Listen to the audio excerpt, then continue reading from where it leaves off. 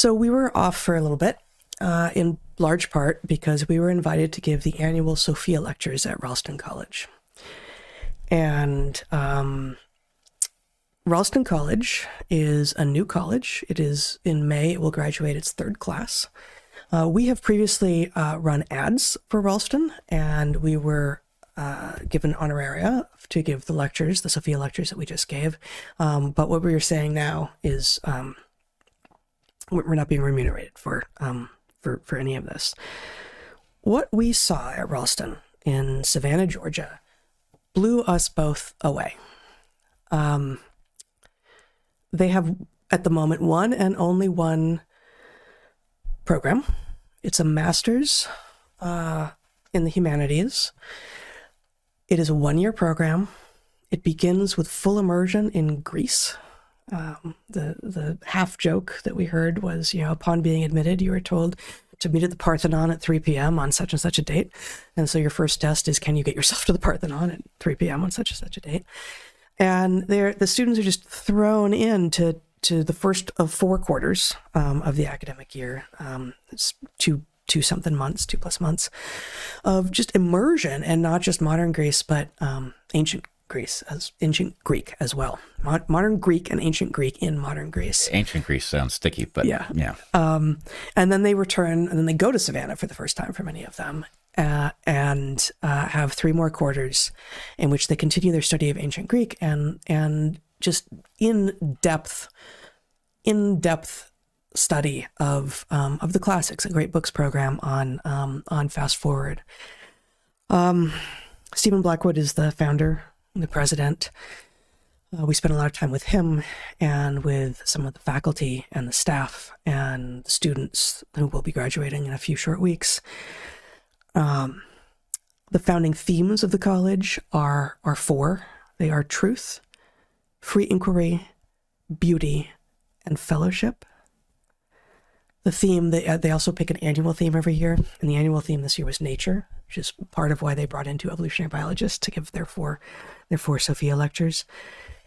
And that's just sort of the logistics of the background of what it is. It's the first time that I have been in or heard about an institution of higher learning since Evergreen was functional that made me think, yes, like, these students are so open and so wise and so curious and so inquisitive and so knowledgeable. And these faculty, similarly, are just extraordinary. And the administration, it is an institution that I was not expecting. Yeah, I was caught off guard too. I was very hopeful, and blew me away. This was a true intellectual community, and not in the narrow sense, right? The degree to which you had music and fellowship and fun and humor and all of these things interwoven in exactly the way that a real community that has joined forces for the purpose of the self-betterment of all of the members, the creation of something truly significant between the members, and the plugging into one of the deepest, oldest, most important threads in Western civilization was shocking. We're not talking about the ambition of what they tried to do. Right. We're talking about what was evident on the ground, not just in the classroom, but, we were invited to a marvelous one of their Thursday dinners where, it's a bit more formal than a regular dinner would be. Something, imagine sort of Dead Poets Supposed to dress Society. up a little bit. Yeah. Yeah. It's sort of that sort of thing. And people are invited to, if they are so moved, to present something to the assembled group. It's the students and many of the faculty and always a few guests. And this time we weren't the only guests. There were a few more guests.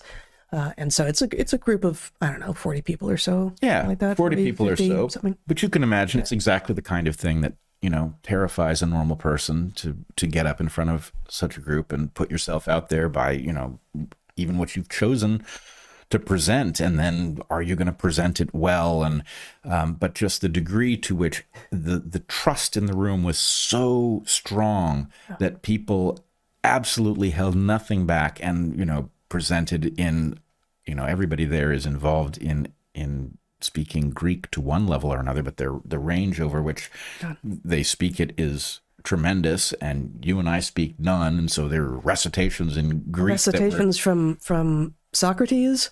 Yeah, not even recitations, but like really acting out Socrates. I think it's the Apology by Socrates, where he is essentially accounting for his behavior to the court that ultimately condemns him to death. Musical theater, Ukrainian folk song. One of the students does amazing imitations of his fellow students and the president. And the president, yeah. And a few of the people who got up to present got a little flustered and recovered. Yeah. And finished and did the job regardless. It was actually even more admirable that if they had just nailed it, right? If you've ever been in the situation where you lose track of where you are in front of a large audience, it is absolutely mortifying. And to watch several people, predictably, I mean, they've got some long thing that they're also full-time in school, so it's not like they've got a ton of extra time to perfect these things, but watching the trust in the room was profound. The degree to which, to a person, everybody appeared to take all of the subject matter very seriously. It did not rob it of joy. It infused it with joy. It was just a really powerful demonstration of what is possible in an educational institution. Yeah. And the intentionality and the extraordinarily high academic standards in combination with the focus on fellowship is precisely one of the things that we were able to create when we were professors, and which has been hard to convey to others how important it is if you are actually going to have an educational environment which transforms people and facilitates their becoming the most that they can be. And that sort of thing is not going to scale indefinitely. I'm not sure how far it can scale. And that will always be a challenge for an institution, that you can't have fellowship among thousands in the same way, right? So it's not that there isn't difficulty to be had there, but you have to see it.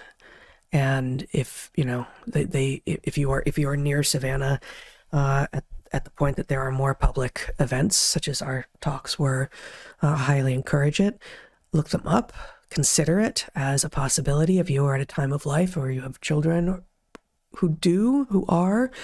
We also met some alumni. We had dinner around a campfire with some alumni from the first and second years, and not an alumni, but including actually an Evergreen alum, and just seeing sort of the worlds come together around, again, inquiry, free inquiry, truth, beauty, and a fellowship. These are the four themes that they center themselves around, the four values that they have, and how extraordinary, really, to have that as a goal and to be achieving it. Yeah, I will say, actually, I'm searching my mind for other examples of institutions that appear to be successful in this moment. And I'm struggling to find a single one that I would add to the list. This is an institution that is doing what it says it's doing, and is, it's still small, but it's not tiny. We're talking about, it's hard to gather, 40 or 50 people and not have a single person who, is an exception to the rule that everybody is invested in the communal effort. So it really is an educational institution of a kind that is, I thought, was completely absent from the landscape. It's a powerful demonstration, and I hope that they do figure out how to expand it from the massive success that they've had with their Greek focus to something that includes sciences more deliberately. That's a question. It's not obvious how you do that, but I'm very hopeful that given how they've slam dunked their first goal that they set for themselves, I'm very interested to see where it goes. Indeed. So thank you, Ralston, and Stephen, and everyone there. It's really congratulations. eye-opening. You've done great things.